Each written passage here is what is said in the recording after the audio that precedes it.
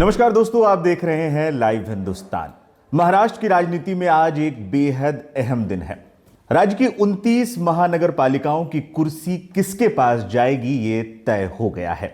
सरकार की ओर से आरक्षण को लेकर लॉटरी ने कईयों की बाँछें खिला दी हैं तो कईयों के हाथों में निराशा हाथ लगी है। लेकिन इतना तय हो गया है कि महाराष्ट्र की नगर पालिका में इस बार नारी शक्ति का बोलबाला होगा। जी हां, 29 में से 17 महानगर पालिकाओं में महिला मेयर चुनी जाएंगी। पूरी जानकारी आपको इस वीडियो में बताएंगे, एक एक कर उन सीटों के बारे में भी बताएंगे जहां पर सामान्य महिलाएं, इसके अलावा एससी और एसटी के साथ साथ ओबीसी के लिए भी महिलाओं के लिए कौन कौन सी सीटें या कौन कौन सी महानगर पालिकाएं गई हैं, आपको सीधे स्क्रीन पर दिखाते हैं। आज जो 22 जनवरी को आज जो लॉटरी निकाली गई उसमें 29 में से 16 सीटें जो है अलग अलग श्रेणियों के लिए आरक्षित कर दी गई, जबकि 13 सीटें सामान्य वर्ग के लिए खुली रहेंगी।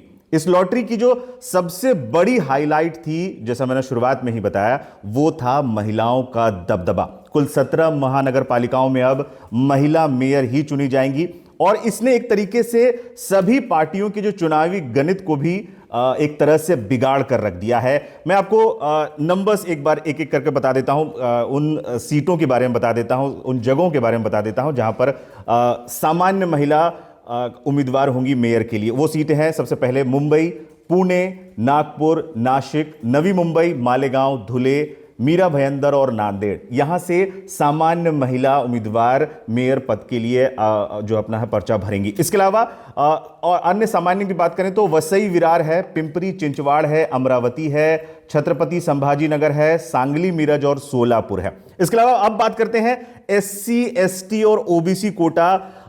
वो एससी जो कोटे में ठाणे, जालना और लातूर। इसके अलावा एसटी के लिए जो सीट आरक्षित की गई है, जो काफी चर्चित सीट रही है इस बार, वो है कल्याण डोंबिवली। ओबीसी के लिए कुल 8 सीटें हैं, इनमें चंद्रपुर, कोल्हापुर, अहिल्यानगर, अकोला और जलगांव शामिल है।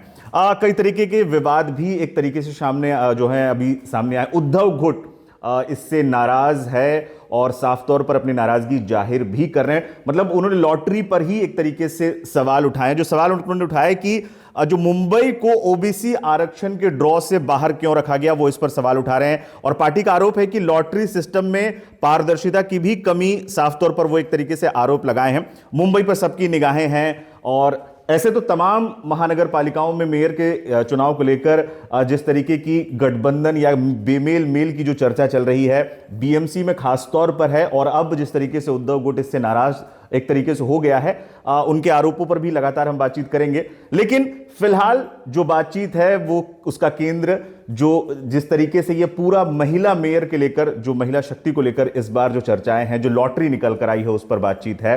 आपको महाराष्ट्र नगर पालिका चुनाव से जुड़ी तमाम अपडेट्स आपको लाइव हिंदुस्तान पर मिल रही है, आगे भी मिलती रहेंगी। फिलहाल के लिए इस वीडियो में इतना ही। धन्यवाद।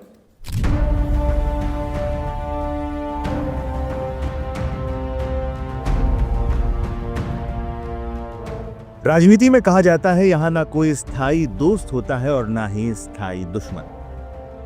लेकिन महाराष्ट्र के नगर निगम चुनावों के बाद जो तस्वीरें सामने आ रही हैं वो इस कहावत को एक नए और चौंकाने वाले स्तर पर ले गई हैं। विचारधाराएं हवा हो चुकी हैं। सत्ता पाने के लिए ऐसे ऐसे गठबंधन बन रहे हैं जिनकी कल्पना करना भी मुश्किल था। मालेगांव से लेकर चंद्रपुर और कल्याण तक हर जगह बेमेल मेल की चर्चा है। मालेगांव सबसे बड़ा विरोधाभास।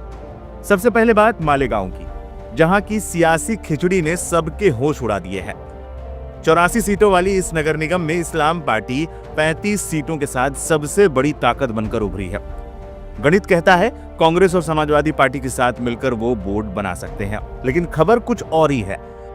सूत्रों के मुताबिक एकनाथ शिंदे की शिवसेना और इस्लाम पार्टी के बीच गठबंधन की गुप्त बातचीत चल रही है। जी हां, आप सही सुन रहे हैं। अगर हिंदुत्व की बात करने वाली शिंदे सेना और इस्लाम पार्टी एक साथ आते हैं तो यह महाराष्ट्र के इतिहास का सबसे अनोखा और विरोधाभासी गठबंधन होगा। क्या सत्ता के लिए विचारधारा की दीवारें पूरी तरह से गिर चुकी हैं? चंद्रपुर, क्या फिर साथ आएंगे बीजेपी और उद्धव? विदर्भ के चंद्रपुर में भी कहानी किसी थ्रिलर फिल्म से कम नहीं है। 66 सीटों वाले महापालिका में बहुमत का जादुई आंकड़ा 34 है। कांग्रेस 29 सीटों के साथ सबसे आगे तो है, लेकिन बहुमत से 4 कदम दूर है और यहीं शुरू होता है असली खेल। राजनीतिक गलियारों में सुगबुगाहट है कि सत्ता की चाबी हासिल करने के लिए बीजेपी और उद्धव ठाकरे की शिवसेना पुरानी कड़वाहट भुलाकर हाथ मिला सकते हैं। जरा गणित देखिए, बीजेपी की 23 सीटें और उद्धव गुट की 6 सीटें मिलकर 29 होती हैं। अगर इसमें शिंदे सेना की 1, वंचित बहुजन अघाड़ी की 2 और निर्दलियों का साथ मिला लिया जाए तो यह आंकड़ा 34 के पार चला जाता है। हालांकि ये अभी सिर्फ एक चर्चा है, लेकिन अगर ये सीक्रेट डील सच साबित हुई तो ये राज्य की राजनीति में भुचाल ला देगी। अकोला, एक और घर वापसी की आहट। चंद्रपुर जैसा ही हाल अकोला का है। यहाँ बीजेपी 38 सीटों के साथ बहुमत 41 के बेहद करीब है। सत्ता पाने के लिए सिर्फ 3 सीटों की दरकार है। अब खबरें हैं कि इस छोटे से फासले को पाटने के लिए बीजेपी की नजरें फिर से अपने पुराने साथी उद्धव ठाकरे की शिवसेना पर हैं। शिवसेना के पास 6 सीटें हैं। एक दूसरे पर तीखे हमले करने वाले ये दोनों दल अगर अकोला में साथ आते हैं तो क्या इसे सिर्फ स्थानीय मजबूरी माना जाएगा या भविष्य में किसी बड़े संकेत की शुरुआत? कोल्हापुर, महायुति में दरार। अब चलते हैं कोल्हापुर। यहाँ 81 सीटों में से कांग्रेस 34 सीटों के साथ सबसे बड़ी पार्टी है। कागज में देखें तो बीजेपी 26, शिंदे सेना 15 और अजीत पवार की एनसीपी 4 मिलकर आसानी से महायुति की सत्ता बना सकते हैं। लेकिन राजनीति सीधी रेखा में नहीं चलती। कोल्हापुर में खबर है कि स्थानीय स्तर पर कांग्रेस और एकनाथ शिंदे की शिवसेना के बीच खिचड़ी पक रही है। अगर शिंदे गुट अपने ही गठबंधन सहयोगियों बीजेपी एनसीपी को छोड़कर कांग्रेस का हाथ थामता है तो यह महायुति सरकार के लिए किसी बड़े झटके से कम नहीं होगा।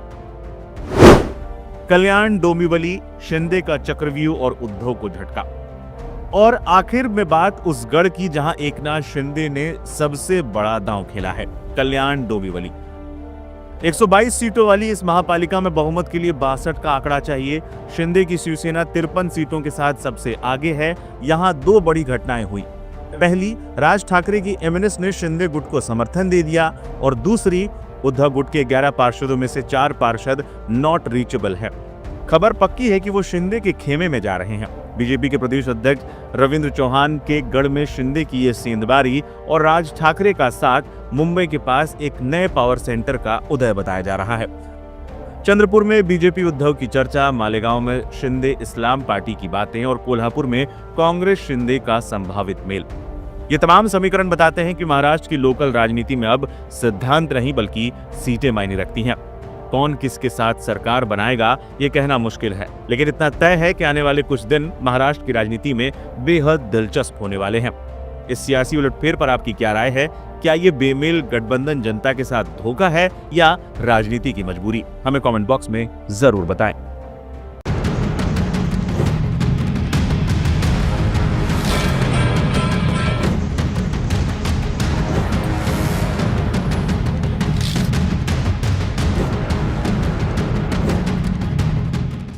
महाराष्ट्र की राजनीति में शनिवार का दिन नाटकीय घटनाक्रमों से भरा रहा। एक तरफ मुंबई के ताज होटल में पार्षदों की किलेबंदी हुई तो दूसरी तरफ मंत्रालय में हुई कैबिनेट बैठक से एकनाथ शिंदे और अजीत पवार दोनों ही नदारद रहे। यह अनुपस्थिति तब हुई जब बीएमसी में भाजपा सबसे बड़ी पार्टी बनकर उभरी है, लेकिन उसे सत्ता के लिए अपने इन 2 सहयोगियों की सख्त जरूरत है।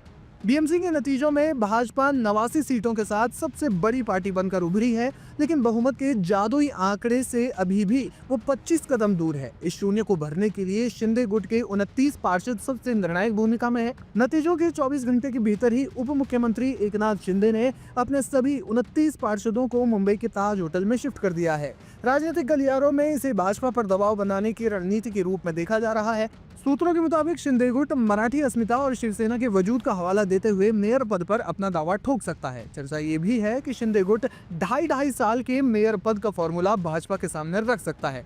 दैनिक भास्कर की रिपोर्ट के मुताबिक एकनाथ शिंदे और अजीत पवार दोनों ही अपनी पार्टियों की कम सीटों से खुश नहीं है। उनका मानना है कि गठबंधन में भाजपा को तो फायदा हुआ, लेकिन उनके अपने वोट बैंक में सेंध लगी है।